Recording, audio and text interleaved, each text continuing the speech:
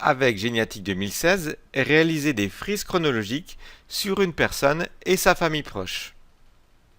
C'est un document attrayant pour visualiser les événements successifs, les documents et les images. La frise chronologique, c'est une autre manière de présenter sa généalogie, car ce document raconte une histoire et facilite la compréhension de la chronologie des événements. Elle est utile aussi car elle permet de voir où vous en êtes dans vos recherches.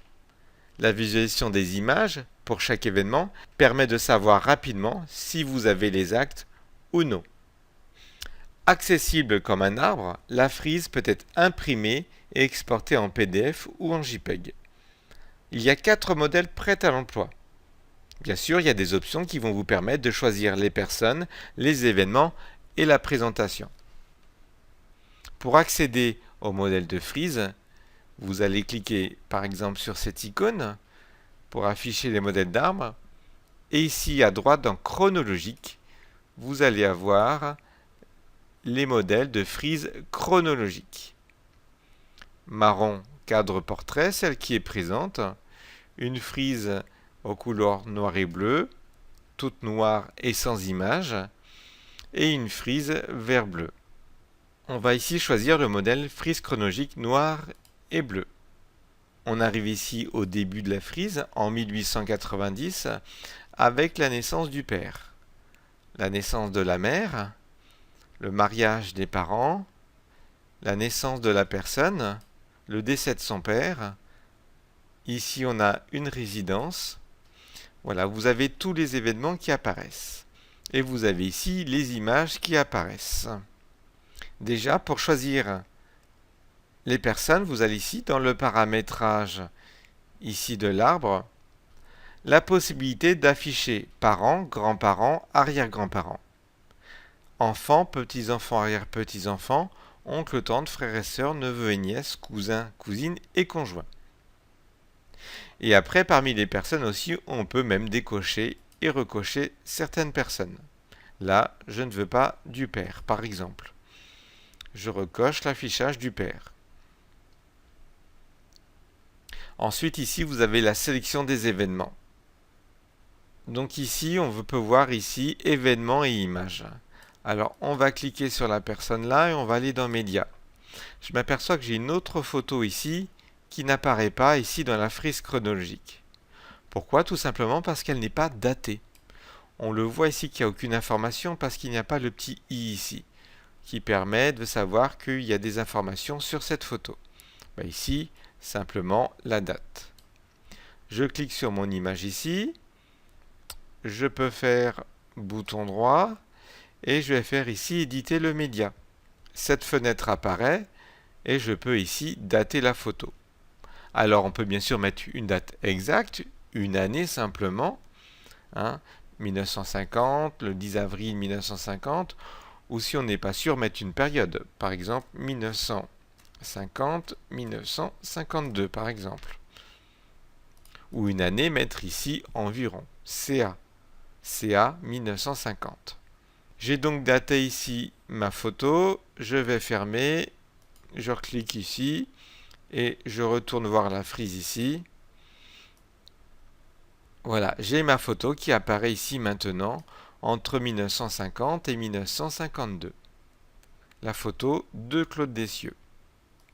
Donc je pourrais ainsi rajouter différentes photos de la personne à différentes époques, de sa naissance jusqu'à aujourd'hui. Comme on a dit, on peut rajouter tout événement daté exactement ou approximativement. Ici, je clique sur la case du père ici, enfin un événement du père sur sa naissance. J'arrive ici sur son père directement. Je sais que le père a eu une médaille pendant la Première Guerre mondiale. Je vais aller dans Fiches détaillées et je vois qu'ici j'ai une image qui n'est pas datée d'ailleurs. Donc on va mettre CA 1920. Hop, la photo apparaîtra. Voilà. Et puis pour sa médaille, je vais pouvoir ajouter un événement. Ici, j'ai ajouté une rubrique. Et ici, j'ai toutes les rubriques qui peuvent exister. Décoration, par exemple. Voilà, c'est ce que je pourrais rajouter. Le service militaire. Donc ici, qu'est-ce que je vais rajouter? Je vais rajouter la décoration. Je fais OK ici. La décoration, il a eu en 1917, mais sans précision. Et je peux ensuite rajouter une image. Alors pour ajouter l'image, c'est tout à droite ici, vous avez le bouton Ajouter une photo depuis l'ordinateur. Et je vais chercher ma photo, c'est-à-dire la médaille militaire. Et je l'ajoute. Alors la photo de la médaille militaire, vous pouvez la trouver sur Internet par exemple, dans un moteur de recherche, en recherchant dans les images. Je clique ici. Voilà, et maintenant, j'ai bien ici, en 1917, décoration de Jean Decieux, père.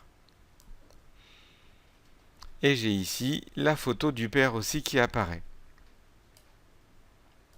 Autre possibilité, c'est d'illustrer les événements. On le verra dans une frise un peu plus conséquente, mais on va le faire ici, par exemple, pour ici, la résidence à Cherbourg. Vous voulez faire un beau document, on va illustrer la résidence. Donc j'ai cherché une photo de Cherbourg dans les années 50. Je vais donc dans Fiches détaillées. Vous avez vu que le logiciel a directement sélectionné l'événement résidence en 1945.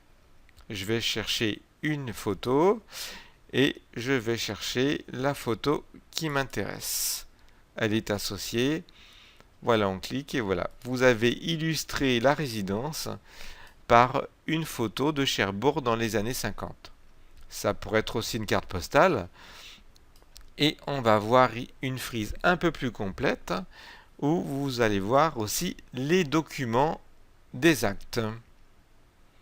Regardez ici cette frise chronologique. Là, immédiatement, je sais que j'ai l'acte de naissance du père et de la mère. Ils sont ici présentés en documents illustrant l'événement. Alors bien sûr, dans le paramétrage, on pourra demander à faire apparaître les événements sans les images si on ne veut pas. Et j'illustre ici une frise chronologique sur une personne, avec le mariage des parents, la naissance de la personne ici. Ici, le décès du père est illustré par une image d'une plaque commémorative. J'ai ici des résidences, donc à Saint-Jaune, voilà, Jersey. J'ai mis ici une photo ancienne de Montréal.